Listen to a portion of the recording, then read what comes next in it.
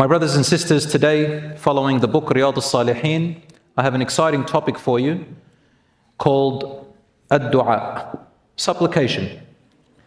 And among the practices of a Muslim is that we get help from Allah subhanahu wa ta'ala as He calls us to this ark that He wants us to board in order to get through the ups and downs of life, through the hardships and the pain of life. There is a secret key that establishes a bond and an attachment between us and our Creator, Allah subhanahu wa ta'ala. This key, my dear brothers and sisters, is our most valuable gift from Allah and the greatest ni'mah and blessing which Allah subhanahu wa ta'ala bestowed upon us, called du'a, supplication and prayer. And it is the thing which connects our inner yearnings and our heart to attach to Allah subhanahu wa ta'ala like a vulnerable child is when they are born into this world and attaches themselves to their mother. And so they find peace and protection no matter what happens to them in life. Dua. And dua in the Arabic language means to call upon. To call upon. What a beautiful word that Allah told us to use, inviting us to call upon Him. When someone tells you, I'm here if you need me, you can call me anytime. Yes, in the beginning it'll be easy. But if you continue to call that person over and over again, or someone calls you over and over again, even if they are your own blood relative, it gets to a point where you do get tired. But Allah is the only one who says to you that you can call upon Him forever, and He will never get tired, nor annoyed of you when you call upon Him. In fact, Allah subhanahu wa ta'ala says in the Quran that it is only those who are rebellious and are filled with pride, arrogance, that choose to turn away from calling to Allah.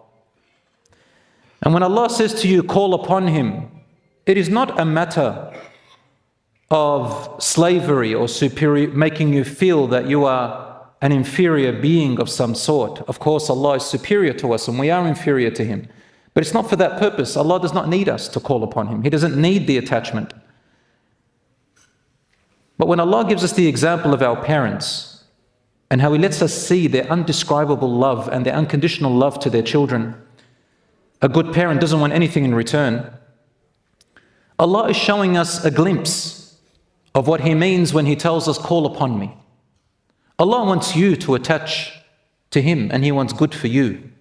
Why? Because He is Ar-Rahman Ar-Rahim, the most merciful, the ones whose mercy never runs out. The two names which Allah tells us to repeat every single rak'ah of our prayer that we pray. Bismillahir Rahmanir Rahim, Alhamdulillahi Rabbil Alameen, Ar-Rahman Ar-Rahim. The best dua in the world is Al-Fatiha. The Fatiha that we recite in every rak'ah of salah. The first 7 verses of the Quran in the absolute first surah on the first page of the Quran is called Surah Al-Fatiha, the opening. The best and most comprehensive dua that you can ever ask. If you don't know any other way to call upon Allah, just recite Surah Al-Fatiha. The middle of it is Ihdina as-sirat al-mustaqim. Oh Allah, guide us to the straight and best path. And you can apply that meaning to anything in life. When you are lost, send us to the straight path, my Lord. When you're confused, send me to the straight path, my Lord. When all is going bad, oh Allah, I'm losing myself, send me to the right path. When I feel in pain, I'm vulnerable, oh Allah, keep me on the straight path. My brothers and sisters, and so the opening that Allah wants us to know is that He is always there for you and that He always waits for you to connect to Him. Allah says in the Quran, أعوذ بالله من الشيطان الرجيم بسم الله الرحمن الرحيم وَإِذَا سَأَلَكَ عِبَادِي عَنِّي فَإِنِّي قَرِيبٌ أُجِيبُ دَعْوَةَ الدَّاعِ إِذَا دَعَانِ فَلْيَسْتَجِيبُوا لِي وَلْيُؤْمِنُوا بِي لَعَلَّهُمْ يَرْشُدُونَ. Chapter 2, verse 186. Allah says, O Muhammad, in brackets, when my servants ask you about me, tell them I am quite near. Now, some translations will say, tell them, but the correct meaning is, I am near. Tell them that I say, I am near. Or Allah is saying, you don't need to tell them. I will tell them, I am near. Allah is speaking directly to you. فَإِنِّي قَرِيب, I am near. I hear and answer the call of the caller whenever he calls me. Let them listen to my call and believe in me. Perhaps they will be guided right. I hear and answer the call of the caller whenever he calls me.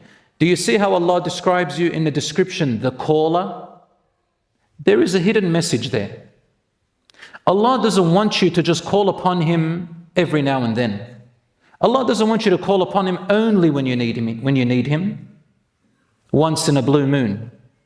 Allah says to you, I want them to be callers, which means always, always, always. Call upon Allah when you need Him or don't need Him.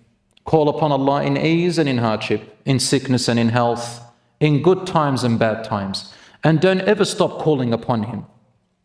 Whether you need something or you don't, because calling upon Allah has a more vast meaning than just requesting what you want.